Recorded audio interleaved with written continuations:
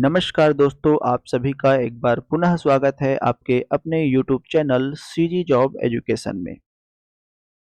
मैं यहाँ पे डिस्कस करने वाला हूँ प्रयोगशाला परिचालक का जो पोस्ट निकला हुआ है, ठीक है, लैब असिस्टेंट का जो पोस्ट निकला हुआ है, उसके अंतर्गत सामान्य विज्ञान जो कि आपके 60 अंकों के पूछे जाएंगे, जिसमें 60 प्रश्न जो है रहेंगे। तो बिल्कुल उसका संपूर्ण सिलेबस हम यहाँ पे कवर करने वाले हैं। तो सभी साथीगण ज्वाइन कर लीजिए फटाफट से, फिर हम जो है स्टार्ट करेंगे। ठीक है, सामान्य विज्ञान जो कि आपका एनसीईआरटी बेस्ड रहेगा। ठीक है, एनसीईआरटी बेस्ड रहेगा। एनसीईआरटी बेस्ड ही जो है महत्वपूर्ण रहता है। सभी प्रकार की जो भी परीक्षाएं रहती है उसमें इन्हीं एनसीईआरटी से क्वेश्चंस जो है बनते हैं। बिल्कुल बेसिक से हम समझेंगे, क्योंकि आपका जो प्रयोगशाला परिचारक है इसमें कक्षा 9वीं एवं कक्षा 10वीं के अंतर्गत जो भी विषय, जो भी अध्याय आते हैं, उन सभी को जो है पढ़ना रहेगा। तो इसमें मैंने सभी चीज़ों को इंक्लूड करा है। यह नोट्स बहुत ही विशेष प्रकार का एक नोट्स है, जो कि भौतिक, रसायन, जीव विज्ञान तीनों को कवर करता है। तो चलिए एक-एक करके हम सभी चीज़ों को समझेंगे। यहाँ पे विषय सूची आपको दिख रहा होगा, भौतिक, रसायन और जीव विज्ञान अलग-अलग इसमें जो है चैप्टर्स बने हुए हैं, है ना? इसको आप देख सकते हैं। तो आज मैं डिस्कस करने वाला हूँ पहला चैप्टर के बारे में। ठीक है, पहला चैप्टर हम फिजिक्स से लेंगे। तो सर्वप्रथम मैं थोड़ा-सा सिलेबस के बारे में यहाँ पे डिस्कस करना चाहूँगा। लैब असिस्टेंट, ठीक है, लैब असिस्टेंट प्रयोगशाला परिचारक का जो पोस्ट है, इसमें 60 अंकों के आपके जो सामान्य विज्ञान है, ये पूछे जाएँगे और इसका जो सिलेबस रहेगा, वो 9वीं और 10वीं से संबंधित रहेगा। यानी 9वीं और 10वीं में जितने भी प्रकार के आपको चैप्टर्स पढ़ने हैं, वो सारी चीज़ें जो है इसके अंतर्गत रहेंगी और इन्हीं को हम जो है एक-एक करके डिस्कस करने वाले हैं। अगर आपको ये नोट्स चाहिए तो आप हमारा एप्लीकेशन डाउनलोड कर सकते हैं। वहाँ पे ई-बुक वाले सेक्शन में आपको ये नोट्स जो है मिल जाएगी। ठीक है? चलिए एक-एक करके हम डिस्कस करते जाते हैं। आज मैं आपको पढ़ाऊँगा भौतिक विज्ञान के अंतर्गत पहला चैप्टर मापन एवं मात्रक के बारे में। ठीक है? तो आज हम डिस्कस करेंगे अध्याय 1 मात्रक तथा मापन, जिसको कहा जाता है यूनिट यूनिट एंड मेजरमेंट। ठीक है? यूनिट एंड मेजरमेंट, मात्रक तथा मापन। तो मात्रक तथा मापन, इसको समझने से पूर्व आपको समझना पड़ेगा भौतिक राशियों के बारे में। ठीक है? मात्रक तथा मापन, इसको समझने के पूर्व आपको समझना पड़ेगा इसके बारे में, भौतिक राशि के बारे में, कि भौतिक राशियां क्या होती हैं। तो ऐसी सभी राशियां जिन्हें एक नियत संख्या के द्वारा व्यक्त किया जा सकता है या प्रत्यक्ष रूप से मापा जा सकता है, इन सभी राशियों को कहते हैं हम भौतिक राशियां या फिजिकल क्वांटिटी। ठीक है, इसको हम प्रत्यक्ष रूप से माप सकते हैं, जैसे बल है, दूरी है, ताप है ना? इन सभी को हम प्रत्यक्ष रूप से क्या कर सकते हैं, माप सकते हैं। तो ऐसी राशियों को हम किसकी श्रेणी में रखते हैं, भौतिक राशियों की श्रेणी में रखते हैं। ठीक है, यह जो भौतिक राशियां होती है, ये महत्वपूर्ण 3 प्रकार की होती है। कौन-कौन सी 3 प्रकार की? सबसे पहला आता है मूल राशियां, जिसको अपन फंडामेंटल क्वांटिटी जो है कहते हैं। ठीक है, मूल राशियां क्या होती है, यानी फंडामेंटल क्वांटिटीज क्या होती है? ऐसी भौतिक राशियां जो अन्य राशियों पर निर्भर नहीं करती, मतलब स्वयं से ही ये क्या होती है, आई होती है। ठीक है, किसी और मात्रक पर, किसी और राशि पर यह निर्भर नहीं करती। ऐसी राशियों को हम कहते हैं मूल राशियां। जैसे द्रव्यमान है, लंबाई है, समय है, ताप है, ज्योति तीव्रता, विद्युत धारा, पदार्थ की मात्रा, ये सारी की सारी जो है मूल राशियों के अंतर्गत आती है, जो किसी अन्य राशि पर निर्भर नहीं करती।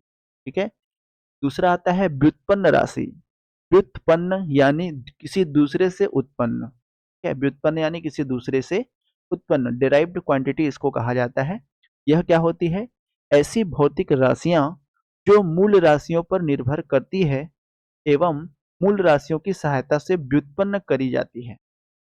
ठीक है, व्युत्पन्न राशियां मतलब ये किससे पैदा होती है? मूल राशियों से। यानी मूल राशियों को लेकर के हम बनाते हैं तो ऐसी राशियों को हम कहते हैं व्युत्पन्न राशियां।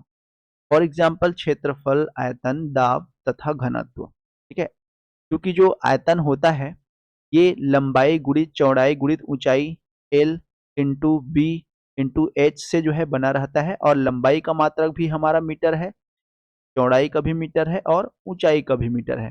तो इसका जो मात्रक है ना, या इसको अपन लंबाई से डिनोट करें तो लंबाई का घात 3 हो जाएगा। इस तरीके से हम आयतन को लेते हैं। और ये लंबाई कहाँ से आया, तो ये लंबाई कहाँ से आता है, ये एक क्या है, मूल राशि है ना। तो हम ये कह सकते हैं कि जितनी भी प्रकार की जो व्युत्पन्न राशियां होती है, ये सभी की सभी कहाँ से आती है, मूल राशियों से जो है उत्पन्न होती है। ठीक है, देख लीजिए यहाँ पे आयतन बराबर लंबाई का घात 3 यहाँ पे प्रदर्शित करा गया है। ये सभी की सभी जो राशियां हैं वो कहाँ से उत्पन्न होती है, मूल राशियों से उत्पन्न होती है। तो ऐसे राशियों को हम व्युत्पन्न राशियां कहते हैं। तीसरा तीसरा इसके बाद महत्वपूर्ण आता है पूरक राशियां, तो अपन सप्लीमेंट्री क्वांटिटीज कहते हैं। ये क्या होती है, मूल राशियों तथा व्युत्पन्न राशियों के अतिरिक्त दो अन्य भौतिक राशियां भी होती है जिसे हम पूरक राशियां कहते हैं। इसमें आता है समतल कोण और घन कोण। केवल दो ही चीजें आती है इसमें, एक तो समतल कोण और दूसरा घन कोण। ठीक है, इन राशियों को दिशा तथा परिमाण के आधार पर निम्न भागों में विभाजित हम कर सकते हैं, जिसमें पहला आता है अदिश राशियां और दूसरा आता है सदिश राशियां। अब अदिश राशियां क्या है, स्केलर क्वांटिटी जिसको अपन कहते हैं इंग्लिश में, ऐसी भौतिक राशियां जिन्हें व्यक्त करने हेतु परिमाण यानी मैग्नीट्यूड की आवश्यकता होती है लेकिन दिशा की आवश्यकता नहीं होती, ऐसी राशियों को हम अदिश राशियां कहते हैं। या शॉर्टकट में सिंपल भाषा में अगर हम समझें तो ऐसी राशियां जिसका केवल परिमाण होता है, उसकी दिशा नहीं होती, उन राशियों को हम अदिश राशियां कहते हैं। जैसे द्रव्यमान है, जैसे लंबाई है, जैसे समय है, जैसे चाल है ना। ये सारी की सारी जो राशियां होती है, ये सभी किसके अंतर्गत आती है, अदिश राशियों के अंतर्गत आती है। दूसरा इसी में आता है सदिश राशियां, जिसको अपन वेक्टर क्वांटिटी कहते हैं। अब सदिश शब्द आ गया, मतलब ऐसी भौतिक राशियां जिन्हें व्यक्त करने हेतु दिशा की भी जरूरत पड़ेगी और साथ ही साथ परिमाण की भी जरूरत पड़ेगी, परिमाण की भी आवश्यकता पड़ेगी। तो इन राशियों को हम कहते हैं सदिश राशियां, वेक्टर क्वांटिटी। फॉर एग्जाम्पल के लिए डिस्प्लेसमेंट है, विस्थापन, वेलोसिटी है, वेग, एक्सीलरेशन है, त्वरण। तो ये सारी की सारी जो राशियां हैं यह सदिश राशियों के अंतर्गत आती है। तो हमने क्या क्या जाना, भौतिक राशियों के अंतर्गत तीन प्रकार हमने पढ़े, एक तो मूल राशियां, दूसरा व्युत्पन्न राशियां और तीसरा पूरक राशियां। ठीक है, फिर इन इन राशियों को जो है दिशा और परिमाण के आधार से दो भागों में बांटा गया। इसमें सर्वप्रथम अदिश राशियों के बारे में हमने जाना, जिसकी केवल परिमाण होती है, दिशा नहीं होती। और दूसरा हमने जाना सदिश राशियों के बारे में, जिनका परिमाण भी होता है और दिशा भी होती है। ठीक है, अब देखते हैं भौतिक राशियों का मापन जो है किस तरीके से करा जाता है। किसी भौतिक राशि के मापन के लिए हमें दो तथ्यों की महत्वपूर्ण रूप से आवश्यक होती है। इसमें सबसे पहले आता है मानक मात्रक यानी स्टैंडर्ड यूनिट, और दूसरा आता है संख्यात्मक मान। ठीक है, आपने देखा होगा, जैसे जैसे मेरा वजन, ठीक है, जैसे मेरा वजन 59 केजी है। ठीक है, मेरा वजन कितना है, 59 केजी है। अब यहाँ पे हम किसी भी, जैसे मैं यहाँ पे क्या कर रहा हूँ, मेरा द्रव्यमान माप रहा हूँ, मेरा भार जो है माप रहा हूँ। तो यहाँ पे भौतिक राशि को जो मापन करने का तरीका है, ये दो तरीकों से जो है हो रहा है। पहला मानक मात्रक, यानी हम क्या कर रहे हैं, एक स्टैंडर्ड वैल्यू हम ले रहे हैं। जैसे वजन के रूप में मैं ले रहा हूँ तो किलोग्राम से अपन वो करते हैं, तो यह क्या हो जाएगा, स्टैंडर्ड यूनिट हो जाएगा। ठीक है, ये क्या हो जाएगा, स्टैंडर्ड यूनिट हो जाएगा। और दूसरा संख्यात्मक मान, न्यूमेरिकल वैल्यू, कि मेरा जो वजन है यानी मेरा जो किलोग्राम है वो कितने बार आ रहा है। तो मेरे शरीर का वजन 59 किलोग्राम है, मतलब किलोग्राम कितने बार आ रहा है, 59 बार आ रहा है। ठीक है, तो इसको हम कहते हैं न्यूमेरिकल वैल्यू। इसको हम क्या कहते हैं, न्यूमेरिकल वैल्यू कहते हैं। तो किसी भी भौतिक राशियों को हम मापन करने के दो तरीके होते हैं। पहला तो मानक मात्रक उसका होना चाहिए, स्टैंडर्ड यूनिट उसका होना चाहिए, और दूसरा संख्यात्मक मान उस भौतिक राशि का होना चाहिए। तो आइए हम समझते हैं क्या क्या होती है ये चीजें। पहला हम देखते हैं मानक मात्रक। जिस भौतिक राशि का हमें मापन करना होता है, उसकी एक निश्चित मात्रा को मानक मात्रक कहते हैं। उदाहरण के लिए लंबाई का मात्रक मीटर तथा द्रव्यमान का मात्रक किलोग्राम। मानक मात्रक पूर्णतः परिभाषित, सुस्पष्ट, सरलता से पुनः प्राप्त तथा अंतरराष्ट्रीय मान्यता प्राप्त होना चाहिए। ठीक है? जो मात्रक है ना? मतलब जिस भी भौतिक राशि का हमें मापन करना होता है, उसका एक निश्चित मात्रा होता है। इसी निश्चित मात्रा को हम क्या कहते हैं? उसका मानक मात्रक, स्टैंडर्ड यूनिट कहते हैं। जैसे हमें लंबाई मापना है, तो उसके लिए हम एक स्टैंडर्ड यूनिट लेंगे मीटर। जैसे मुझे द्रव्यमान मापना है, तो उसके लिए एक स्टैंडर्ड यूनिट हम लेंगे किलोग्राम।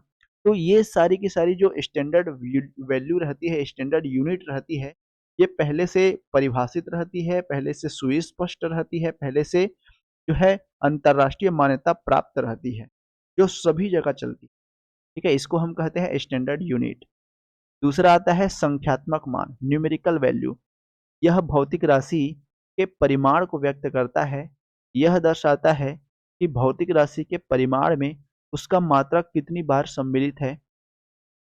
जैसे मैंने अभी बताया कि मेरा जो वज़न है वो 59 केजी है, तो यहाँ पे हम ये कह सकते हैं कि जो किलोग्राम है वो कितनी बार आया है, तो 59 बार आया है। ठीक है? किलोग्राम कितनी बार आया है? 59 बार आया है या 59 गुना है उसका। तो इस तरीके से हम किसी भी भौतिक राशियों का मापन कहते हैं। आई होप आपको समझ में आ गया होगा कि किस तरीके से मापन करने के लिए हमें तथ्यों की आवश्यकता पड़ती है। क्लियर है? चलिए आगे समझते हैं नेक्स्ट इसके बाद आता है मात्रकों का वर्गीकरण। ठीक है? मात्रकों का वर्गीकरण। तो अभी जस्ट मैंने बताया, हम 2 तरीकों से इसको प्रमुख रूप से 2 तरीकों से हम मात्रकों को जो है विभाजित करते हैं। अभी हमने भौतिक राशियाँ पढ़ी, है ना? भौतिक राशियाँ को भी हमने 3 तरीके से बाँटा। अब यहाँ पे मात्रकों को भी हम जो है महत्वपूर्ण रूप से बाँटते हैं, जो कि 3 तरीका इसका भी होता है। इसमें पहला आता है मूल मात्रक, जिसको अपन फंडामेंटल यूनिट कहते हैं। ये क्या होती है? मूल राशियों को व्यक्त करने के लिए प्रयुक्त मात्रकों को मूल मात्रक कहते हैं। ये मात्रक एक दूसरे से पूर्णतः स्वतंत्र होते हैं, जैसे किलोग्राम है, मीटर है, सेकंड है, केल्विन है, कैंडेला है, एम्पियर है, मोल है। ठीक है? जो मूल राशियाँ हैं, है ना? जो मूल राशियाँ हैं, उन सभी को व्यक्त करने के लिए, उन सभी को मापने के लिए जिन मात्रकों का हम प्रयोग करते हैं, वो हम मूल मात्रक कहते हैं। ये मूल मात्रक पूर्णतः एक दूसरे से क्या होते हैं? स्वतंत्र होते हैं। जैसे किलोग्राम है, मीटर है, सेकंड है, केल्विन है, कैंडेला है, एम्पियर है, मोल है, ये सारी की सारी मूल मात्रकों के अंतर्गत आती हैं। दूसरा आता है व्युत्पन्न मात्रक। तो जैसे हमने व्युत्पन्न राशियाँ पढ़ी, तो उसी तरीके से व्युत्पन्न मात्रक भी है। इसमें क्या होता है? यह मूल राशियों से ही उत्पन्न होता है ना? व्युत्पन्न राशियों को व्यक्त करने के लिए प्रयुक्त मात्रक को व्युत्पन्न मात्रक कहते हैं। ऐसे मात्रकों को मूल मात्रकों की सहायता से प्राप्त किया जाता है। जैसे मैंने बताया आयतन के बारे में, है ना? आयतन को हम कैसे प्राप्त करते हैं? आयतन को हम मीटर गुणित मीटर गुणित मीटर करेंगे तो मीटर का घात 3 होगा, तो यहाँ से आयतन बनता है। ठीक है? तो ये मीटर कहाँ से आया? तो ये मीटर आया मूल मात्रकों से। तो मूल मात्रक का प्रयोग करके हमने क्या बनाया? आयतन बनाया, और ये क्या है? व्युत्पन्न मात्रक है। ठीक है? तो इसकी सहायता से हम क्या बनाते हैं? व्युत्पन्न मात्रक जो है बनाते हैं। ठीक है? अब यहाँ पे समझने के लिए आपको चाल बराबर दूरी बटे समय का भी एग्जाम्पल दिया गया है। ठीक है? चलिए, इसके बाद नेक्स्ट आता है पूरक मात्रक, जिसको अपन सप्लीमेंट्री यूनिट भी कहते हैं। क्या होता है ये? वे मात्रक जिनका उपयोग पूरक राशियों में किया जाता है, उसको हम पूरक मात्रक कहते हैं।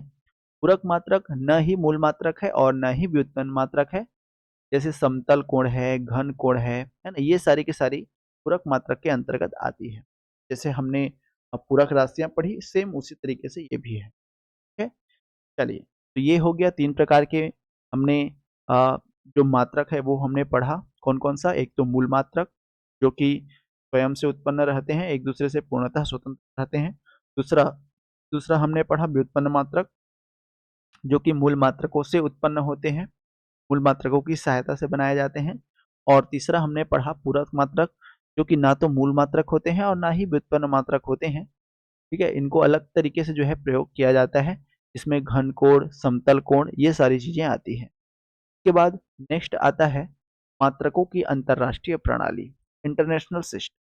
ठीक है, कौन-कौन से हम यूनिट्स के लिए इंटरनेशनल सिस्टम्स जो है उपयोग करते हैं, अंतर्राष्ट्रीय प्रणालियाँ जो है उपयोग करते हैं।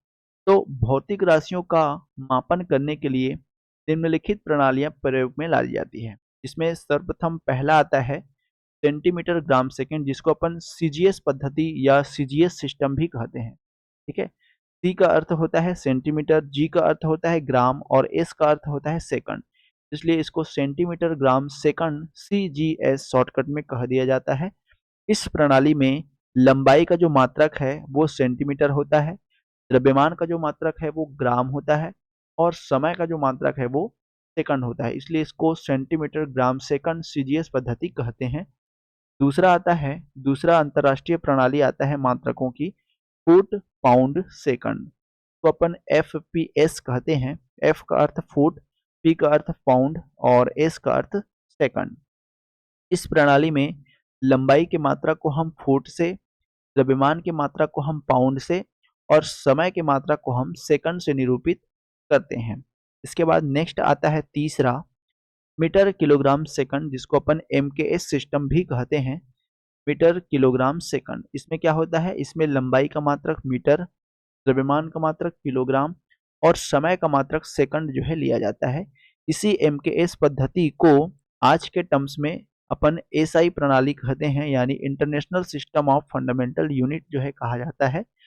यह एक अंतर्राष्ट्रीय स्तर पर मान्यता प्राप्त प्रणाली है।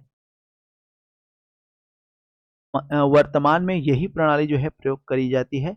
इस प्रणाली में 7 मूल मात्रक तथा 2 पूरक मात्रक सम्मिलित होते हैं।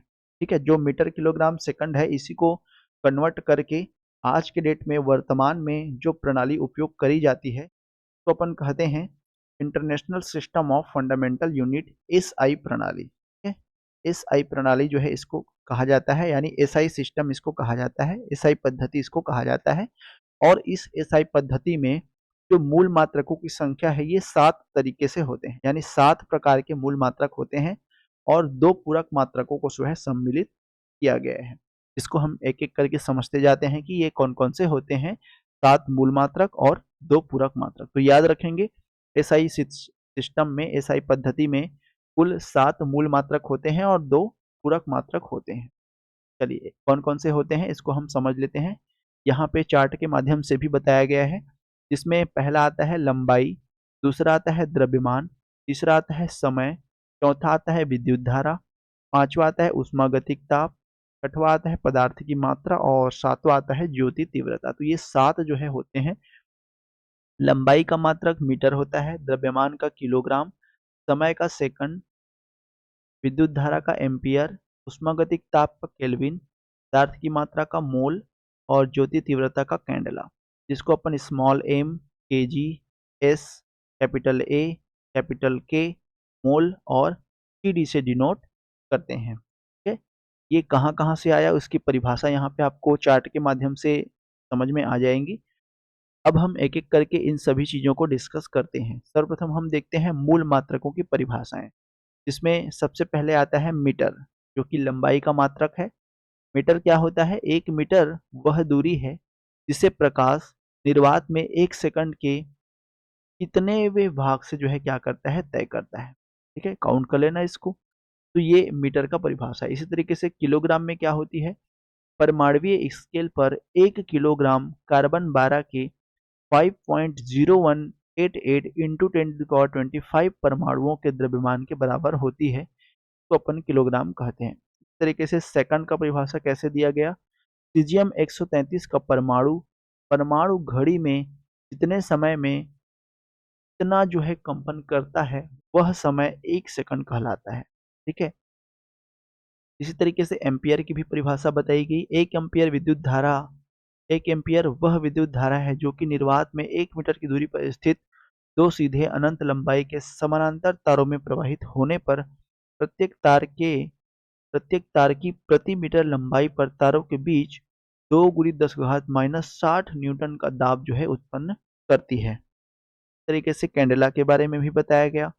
कैंडला किसी दिशा में 540 गुणित 10 की घात 12 हर्ट्ज आवृत्ति वाले स्रोत की ज्योति तीव्रता है, जो उस दिशा में 1/683 वाट प्रति रेडियन की विकिरण की तीव्रता जो है एक वर्णीय प्रकाश उत्सर्जित करता है। इस तरीके से केल्विन की भी परिभाषा बताई गई कि सामान्य वायुमंडलीय दाब पर गलते हुए बर्फ के ताप के अंतर के 100वें भाग को एक केल्विन कहा जाता है। इसी तरीके से मोल की परिभाषा बताई गई कि एक मोल किसी पदार्थ की वह मात्रा है में उस पदार्थ के अवयवों की संख्या हो जितनी कार्बन 12 या 0.012 किलोग्राम की परमाणुओं की संख्या होती है।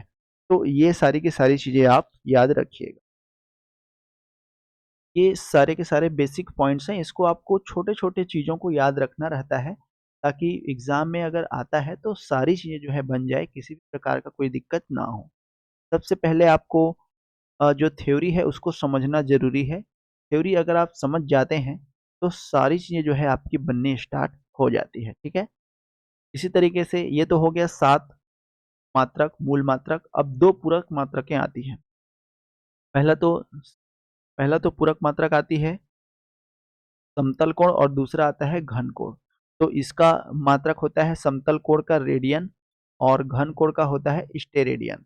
तो रेडियन क्या है? रेडियन वह कोण है जो किसी वृत्त में वृत्त की त्रिज्या के बराबर एक चाप वृत्त के केंद्र पर अंतरित करता है। एक रेडियन का कोण 57.3 डिग्री से थोड़ा कम होता है। इसी तरीके से स्टेरेडियन क्या है? स्टेरेडियन वह घन कोण है जो किसी गोले की त्रिज्या के वर्ग के बराबर क्षेत्रफल वाले गोलीय पृष्ठ द्वारा उस गोले के केंद्र पर अंतरित करता है। ठीक है? तो ये हो गया 7 मूल मात्रक और 2 पूरक मूल मात्रकों के बारे में। ठीक है, तो याद रखेंगे। यहाँ पे आपको प्रमुख रूप से क्या क्या चीजें याद रखनी है?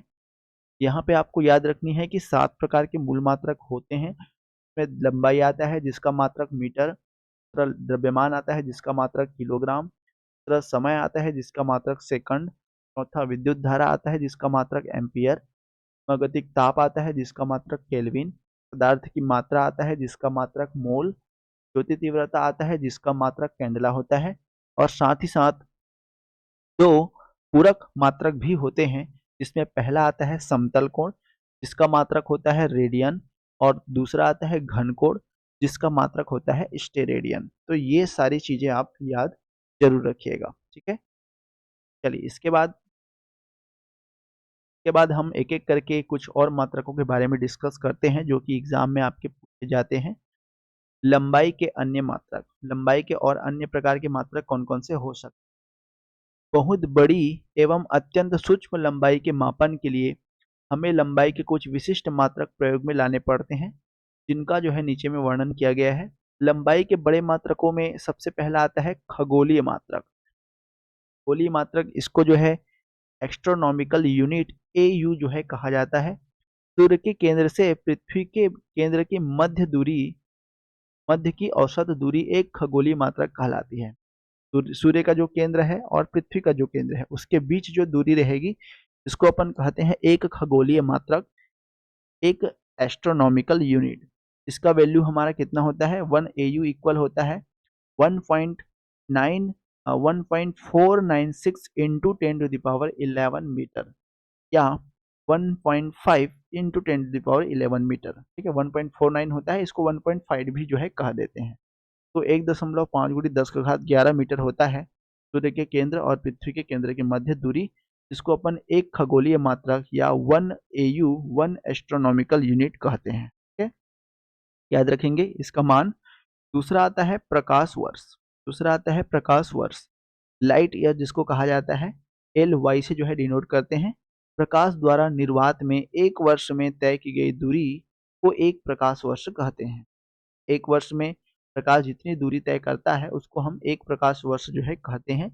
एक प्रकाश वर्ष बराबर होता है प्रकाश की चाल गुणित समय यानी एक वर्ष। प्रकाश की चाल तो आप सभी जानते हैं 3 गुणित 10⁸ मीटर होता है हमारा, ठीक है, मीटर पर सेकेंड। ठीक है, और एक वर्ष यानी 365। ठीक है, तो इस जिसको अपन जब गुना करते हैं तो ये हमारा आ जाता है 9.461 इंटू 10⁻15 मीटर। तो इतना जो है होता है एक लाइट ईयर की वैल्यू। ठीक है, इतना जो है होता है हमारा एक लाइट ईयर, एक प्रकाश वर्ष की वैल्यू। इसके बाद नेक्स्ट आता है पार्सेक, पीसी जिसको कहा जाता है, एक पार्सेक वह दूरी है जो एक खगोलीय मात्रक दूरी के चाप के रूप में होने पर एक आर्क सेकंड का कोण बनाने पर प्राप्त होता है। एक प्रकाश वर्ष हमारा कितना होता है? 1 पार्सेक हमारा कितना होता है? 3.26 प्रकाश वर्ष। तो याद रखेंगे इसको, ये आपके न्यूमेरिकल वाले प्रश्न में या आपके एमसीक्यू वाले प्रश्न में पूछ दिया जाता है। एक पार्सेक बराबर होता है 3.26 प्रकाश वर्ष।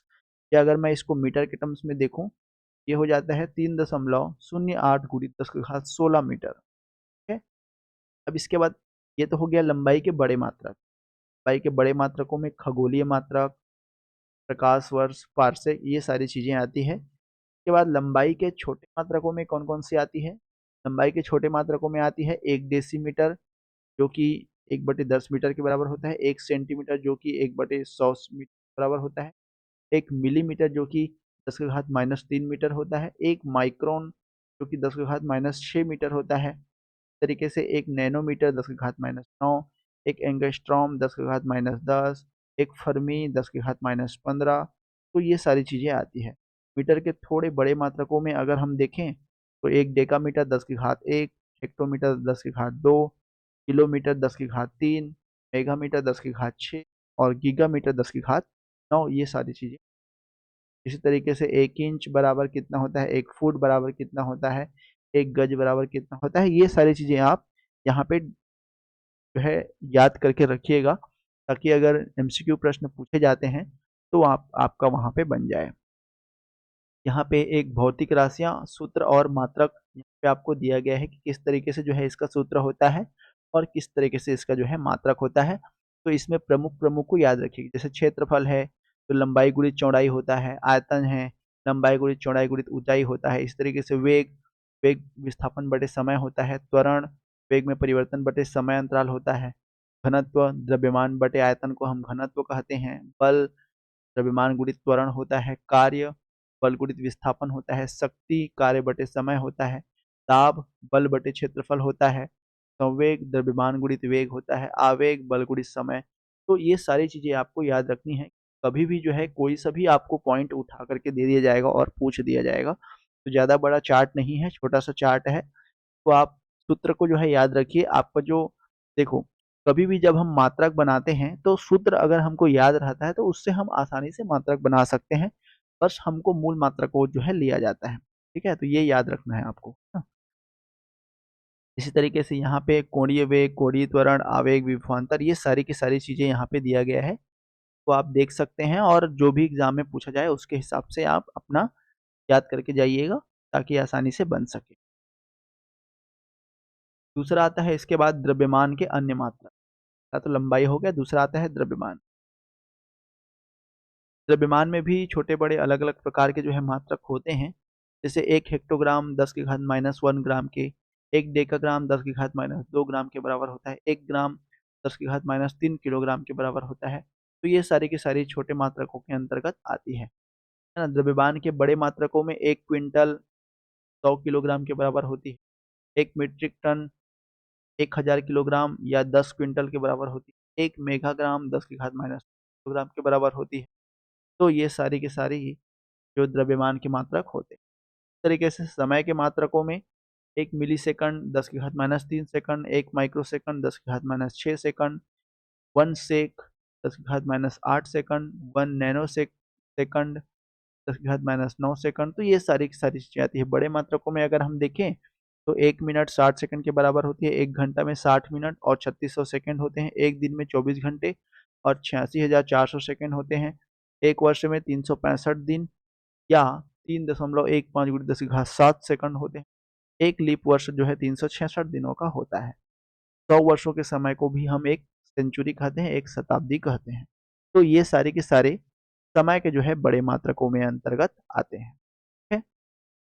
इसी प्रकार कुछ अन्य व्यवहारिक मात्रकों के अंतर्गत, जैसे क्षेत्रफल के मात्रक है बर्न, हेक्टेयर, आयतन के मात्रक है लीटर, गैलन, बैरल, दाब के मात्रकों में हम पास्कल, बार, अर्ग इस तरीके से लेते हैं। ऊर्जा के मात्रकों में हम किलोवाट, घंटा, इलेक्ट्रॉन, वोल्ट, शक्ति के मात्रकों में हम अश्व शक्ति, तो ये पूछा जाता है। एक असुर शक्ति कितने बराबर होता है, तो 746 वाट के बराबर होता है।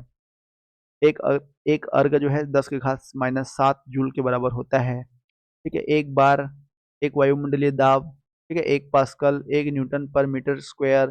तो ये सारी चीज़ें, छोटी-छोटी चीज़ें जो है, बेसिक चीज़ें जो है पूछा जाता है। यहाँ पे आपको एक